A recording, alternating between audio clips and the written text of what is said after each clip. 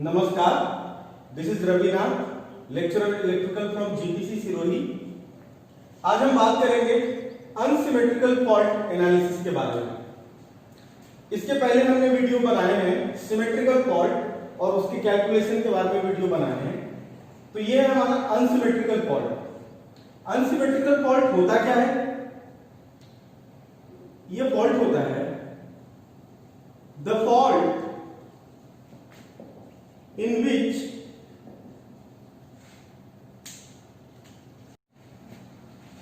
fault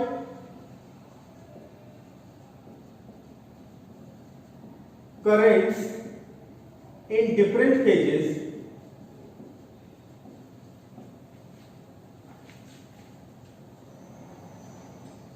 are not same। हमने पढ़ा था सिमेट्रिकल फॉल्ट, उसमें फॉल्ट करंट हर फेज में बराबर था। एक फेज का ही फॉल्ट कैलकुलेशन हमने कर लिया तो तीनों फेज का फॉल्ट कैलकुलेशन हो जाता था। लेकिन अनसिमेट्रिकल फॉल्ट में हर फेज में फॉल्ट करंट अलग अलग होगा। और हमने पढ़ा था कि सिमेट्रिकल फॉल्ट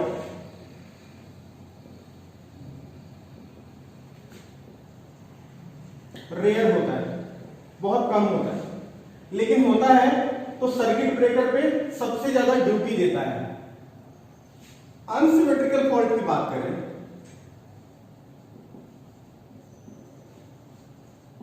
कौन कौन है unsymmetrical fault? Single line to ground fault, double line fault,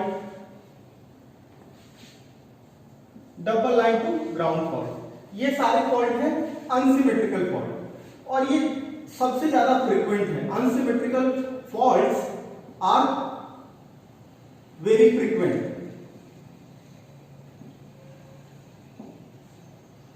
जितने भी फॉल्ट होते हैं उसमें 85% फॉल्ट लगभग single line to ground fault होता है। ये होता है 5% और ये होता है 7%। इसकी हमने बात करी थी। तो जो अनसिमेट्रिकल फॉल्ट है वो सबसे ज्यादा होता है पावर सिस्टम में, तो इसका कैलकुलेशन इंपॉर्टेंट हो जाता है। अब ये हम करेंगे कैसे? हर फेज का करंट अलग है, हर फेज का वोल्टेज अलग है ड्यूरिंग फॉल्ट, तो उसका हम फॉल्ट एनालिसिस, फॉल्ट कैलकुलेशन कैसे करेंगे, ये क्वेश्चन आता है। तो हम the fault calculation of unsymmetrical fault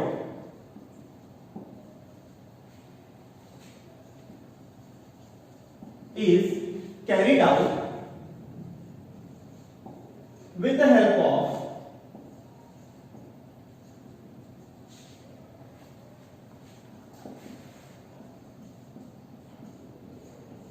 symmetrical components।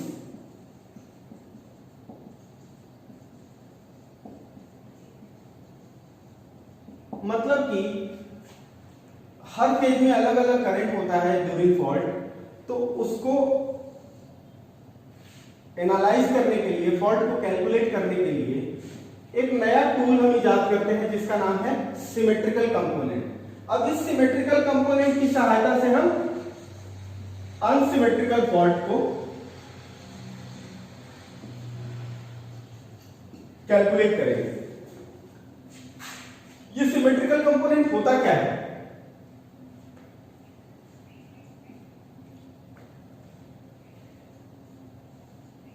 The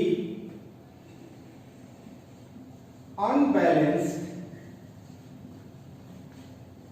voltage और current phasor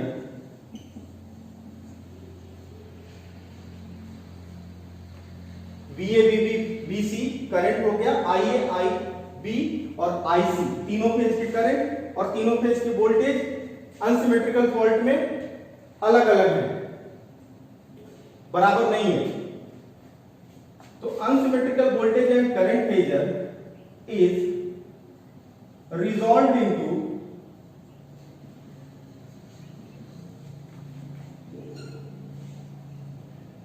a set of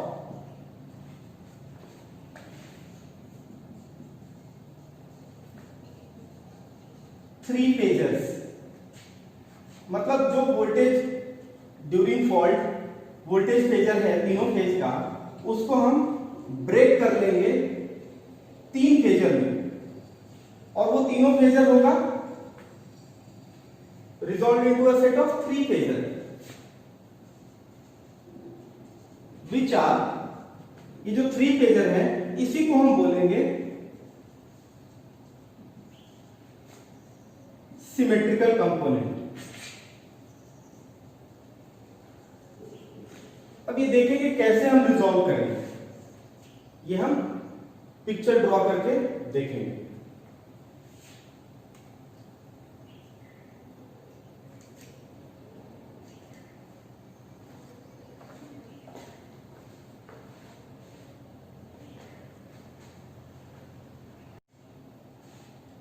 Symmetrical components.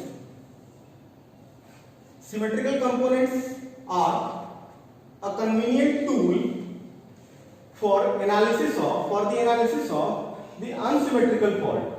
The three-phase balanced currents, three-phase unbalanced current and voltages. Three-phase unbalanced current and voltage क्या होता है? During unsymmetrical fault होता है।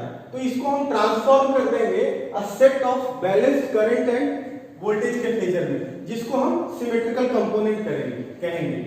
और इस statement को हम बोलते हैं Fortescue, capital F, Fortescue theorem बोलते हैं इसको। क्लियर? तो सपोज ये हमारा वोल्टेज फेजर है, ये देखने से ही अनबैलेंस लग रहा है,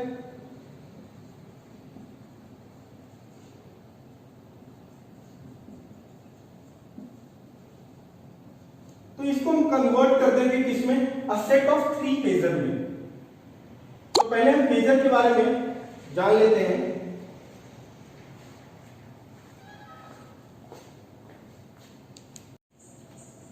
फेजर है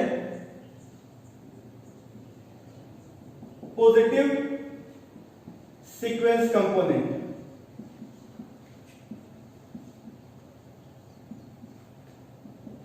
नेगेटिव सीक्वेंस कंपोनेंट,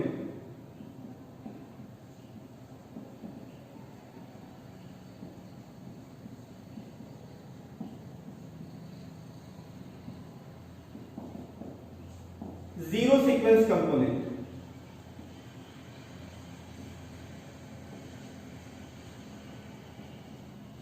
मतलब कि जो अनबैलेंस फेजर है फॉल्ट कंडीशन में, इसको हम 3 फेजर में ब्रेक कर लेंगे, रिजॉल्व कर लेंगे। और वो कैसे रिजॉल्व करेंगे वो हम देखेंगे। पहले हम बात कर लेते हैं positive sequence component.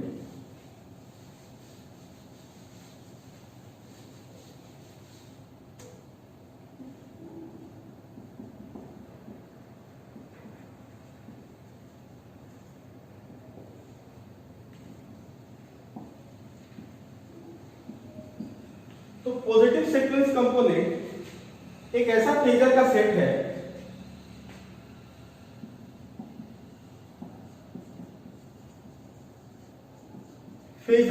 a set of phasor in which all phasors are of equal magnitude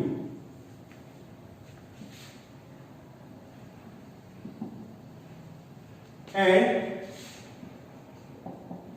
they are displaced from each other।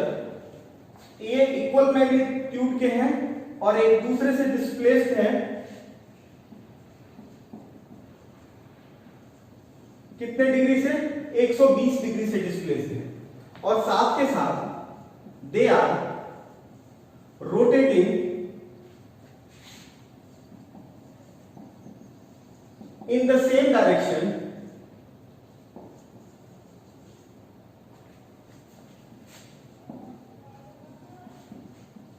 as the original phasor। Original phasor ये है हमारा, सपोज ये एंटी क्लॉकवाइज डायरेक्शन में घूम रहा है, तो positive sequence component भी एंटी क्लॉकवाइज डायरेक्शन में, सेम डायरेक्शन में इसका घूमेगा।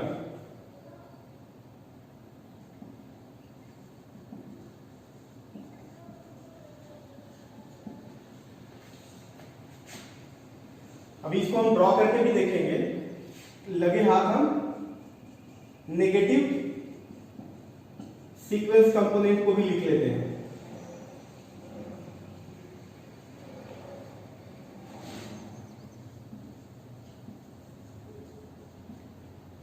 तो नेगेटिव सीक्वेंस कंपोनेंट हम मेन फेजर को 3 फेजर में रिजॉल्व करने जा रहे हैं। पॉजिटिव सीक्वेंस कंपोनेंट हमने देख लिया, नेगेटिव सीक्वेंस कंपोनेंट हम देखेंगे। ये भी है a set of phasors in which all phasors are of same magnitude.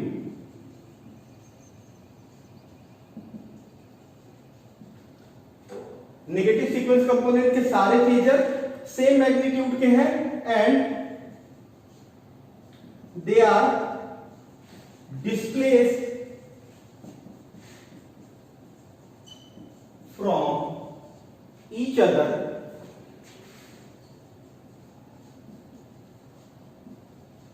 by 120 degree.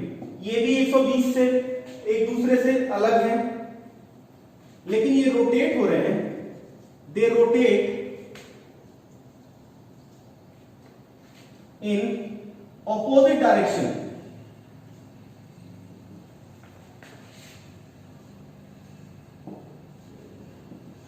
with respect to original phasor।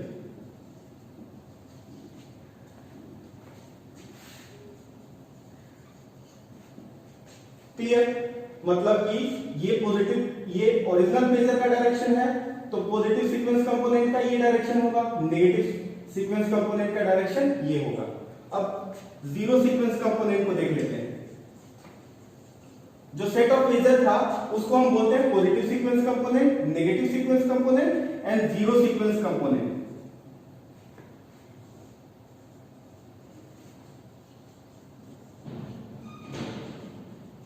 तो हमारा जो ओरिजिनल अनबैलेंस्ड फेजर है उसको पहले ये 3 पॉजिटिव, नेगेटिव और जीरो सीक्वेंस कंपोनेंट में रिजॉल्व कर लेंगे। Zero sequence component they are of same magnitude and same orientation. इसके बीच में 180 डिग्री का एंगल नहीं है, इसके बीच में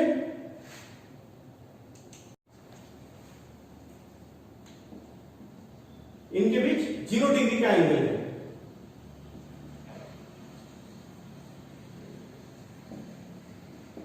दे are in the same orientation.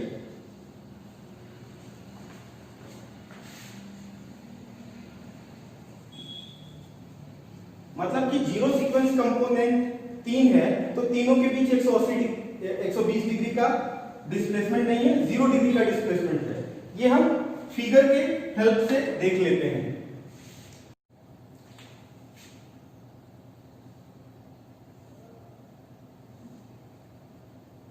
Suppose ये ओरिजिनल फेजर है, VA, VB, VC, और ये फेजर एंटी क्लॉकवाइज घूम रहा है और इसका नोमेनक्लेचर हम इसका नेमिंग करते हैं क्लॉकवाइज डायरेक्शन में। तो ये अनबैलेंस्ड ओरिजिनल फेजर है। तो पॉजिटिव सीक्वेंस कंपोनेंट कैसा होगा?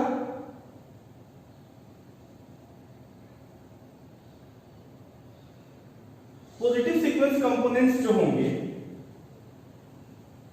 इसको हम नेम कर देते हैं VA1,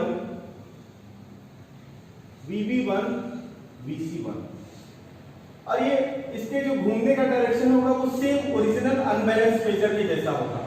और पॉजिटिव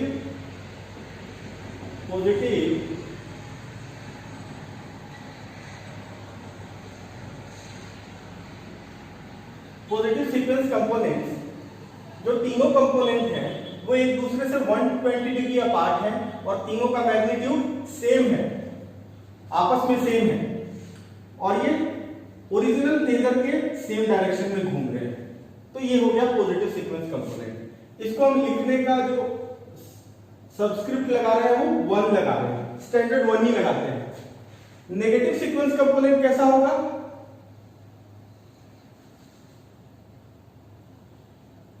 ये भी एक दूसरे से 120 अपार्ट होगा। घूमेगा ये कैसे? ये घूमेगा ओरिजिनल फेजर के अपोजिट डायरेक्शन में घूमेगा। तो इसका जो नेमिंग हम करेंगे वो क्लॉकवाइज ना करके एंटी क्लॉकवाइज करेंगे। तो ये ए फेजर है और 2 है। 2 दर्शाता है क्या? 2 क्या दिखाता है? नेगेटिव सीक्वेंस दिखाने के लिए।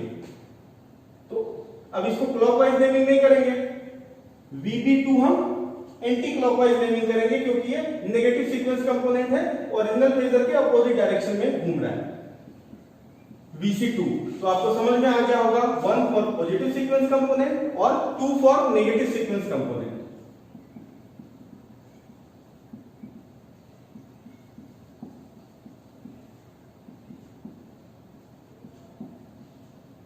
क्लियर? अब जीरो सीक्वेंस कंपोनेंट कैसा होगा? ये भी आपस में सेम लेंथ का होगा, सेम फेजर का होगा, सेम मैग्नीट्यूड का होगा, लेकिन इसके बीच आपस में 120 डिग्री का एंगल नहीं होगा, 0 डिग्री का एंगल होगा। और इसके लिए 0 लिखेंगे, जीरो सीक्वेंस कंपोनेंट के लिए हम 0 लिखेंगे। तो ये हो गया हमारा जीरो सीक्वेंस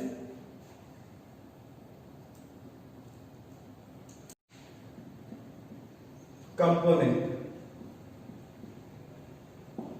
अब जो बात आती है, फोर्टिस थ्योरम क्या कहता है कि इसको हम रिजॉल्व कर सकते हैं इनके हेल्प से,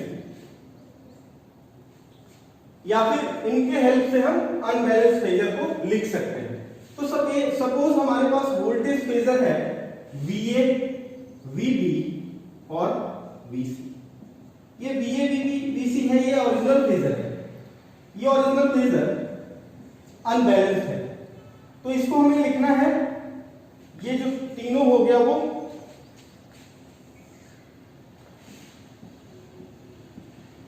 सिमेट्रिकल कंपोनेंट हो गया। इसके हेल्प से लिखना है ओरिजिनल फेजर। यही फोर्टिस थ्योरम है। तो पॉजिटिव सीक्वेंस लिखेंगे पहले, फिर नेगेटिव सीक्वेंस लिखेंगे, फिर जीरो सीक्वेंस कंपोनेंट लिखेंगे। तो VA फेजर हमने लिख दिया। अब हम बात कर लेते हैं, यहां पे एक बात कर लेते हैं, ये फेजर VA है और इसका मैग्नीट्यूड VC1 का मैग्नीट्यूड VA1 के बराबर है, लेकिन ये 120 डिग्री रोटेटेड है। तो इसको हम कैसे लिख सकते हैं?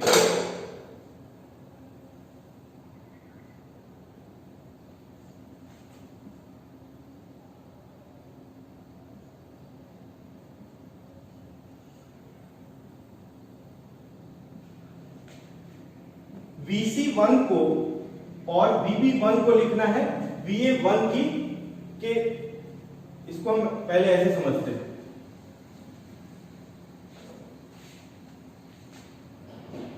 अल्फा ऑपरेटर हम एज्यूम करते हैं। ये अल्फा ऑपरेटर क्या है? इसका मैग्नीट्यूड 1 है।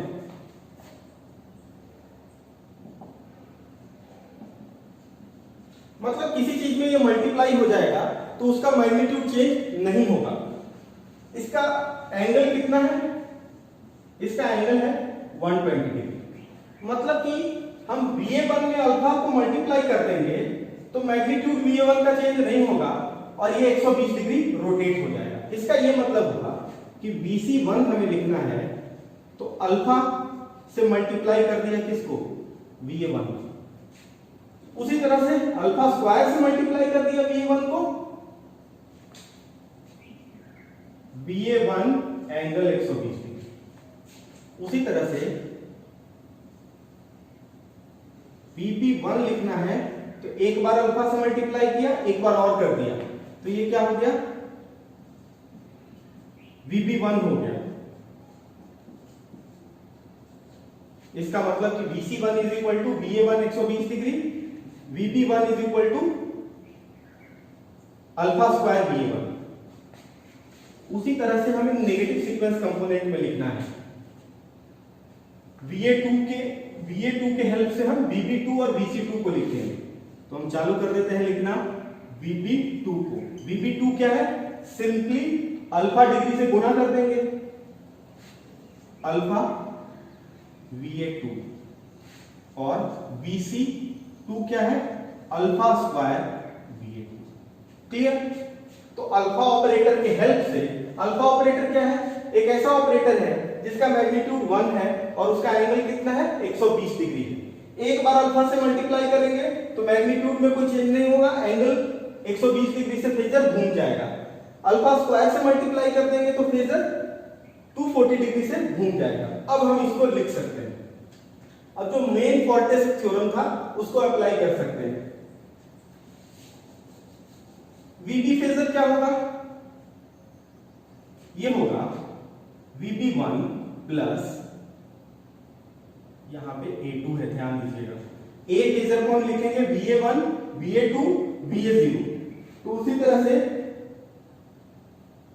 B फेजर को लिखेंगे VB1, VB2 plus VB0।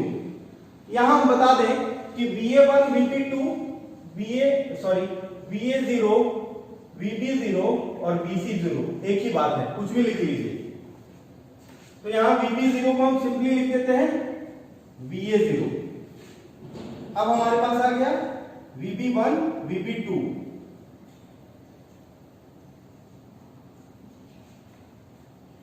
VB1 को लिखा हुआ है कितना? Alpha square VA1। VB2 को क्या लिखा हुआ है? Alpha VA2 plus VA0। Clear? उसी तरह से C जो ओरिजिनल फेजर है उसको हम लिख रहे हैं। VC को कैसे लिख सकते हैं? VC1 plus VC2 plus VC0। अब VC0 क्या है? VA0 के बराबर ही है। VC1 को कैसे लिखा हुआ है? VC1 अल्फा VA1, तो इसको हमने लिख दिया alpha VA1 plus VC2 alpha square VA2 plus, ये हो गया VC फेजर। तो तीनों फेजर को हम एक बार देख लें।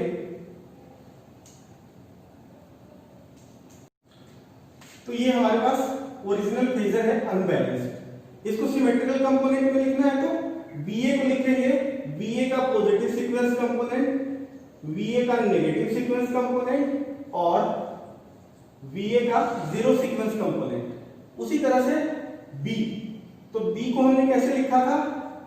VB1, VB2 और VB0 जो कि VA0 ही है। और इसको फिर A1 और A2 से रिलेट कर दिया है। तो इसको A1 से रिलेट करेंगे VB1 को, तो ये आएगा ऑपरेटर अल्फा स्क्वायर VA1 और ये आएगा VB2 operator alpha into VA2। उसी तरह से VC को हम कैसे लिखेंगे? VC1, VC2 और VC0 positive sequence component VC का, नेगेटिव सीक्वेंस कंपोनेंट और जीरो सीक्वेंस कंपोनेंट। इस तीन कंपोनेंट में हम VC को रिजॉल्व कर देंगे। तो VC1 क्या होगा? ऑपरेटर अल्फा VA1 होगा, ये होगा अल्फा स्क्वायर VA2 होगा, और VC0 क्या होता है? VA0 ही होता है। चाहे आप VC0 लिखें, VB0 लिखें या VA0 लिखें, तीनों बराबर ही है, तीनों का ओरिएंटेशन एक है और तीनों का मैग्नीट्यूड भी बराबर ही है। तो इस तरह से हम अनबैलेंस्ड फेजर, वोल्टेज फेजर को सिमेट्रिकल कंपोनेंट में रिजॉल्व कर लेते हैं, ब्रेक कर लेते हैं। अब हमें इसी जगह पे करंट फेजर लिखना हो तो कैसे लिखेंगे? IA, IB और IC। कैसे? IA1 plus IA2 plus IA0,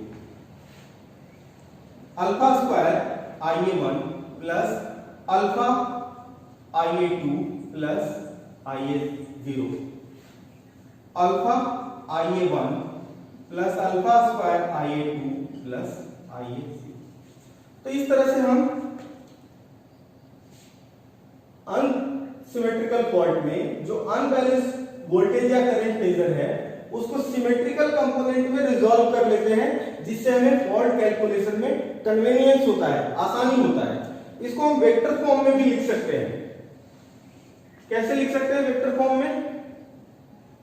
VA, VB और VC ये है अनबैलेंस्ड फेजर है। ये जो मैट्रिक्स होगा वो 3 into 3 का होगा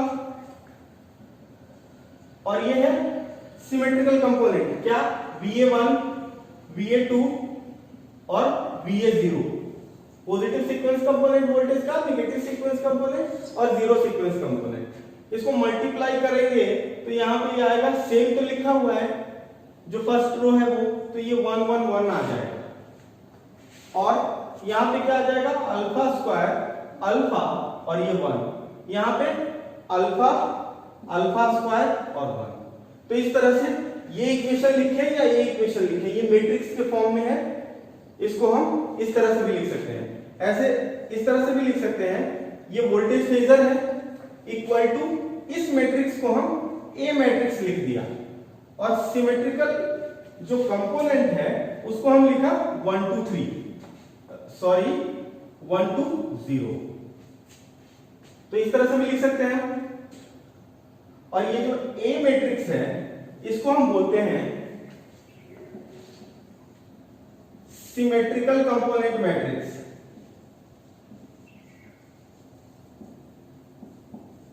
ट्रांसफॉर्म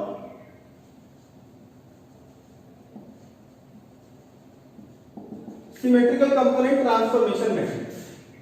उसी तरह से हम बात करें आई फेजर को भी लिख देंगे, IP is equal to AI 1 2 0 भी लिखते हैं या 0 1 2 भी लिखते हैं, जैसा आपका। तो यही है अनबैलेंस फेजर को हमने लिख दिया, एक मैट्रिक्स और एक symmetrical component VA1 VA2 VA0 ये लिखा हुआ है। ये A है, ये VP है और ये है 0 1 2। तो ये हमारा पहला काम हो गया। अब हम डिफरेंट फॉल्ट को देखेंगे, जैसे कि LG फॉल्ट को, LL फॉल्ट को और डबल LG फॉल्ट को, और इसके हेल्प से, जैसे हमने वोल्टेज लिखा है, इसके हेल्प से फॉल्ट करंट हम ये तीनों अलग अलग फॉल्ट में निकालेंगे। तो यहां तक आपको समझ में आ गया तो बड़ी आसानी से समझ में आ जाएगा। मेन जो कंटेंट है ये यही है। धन्यवाद।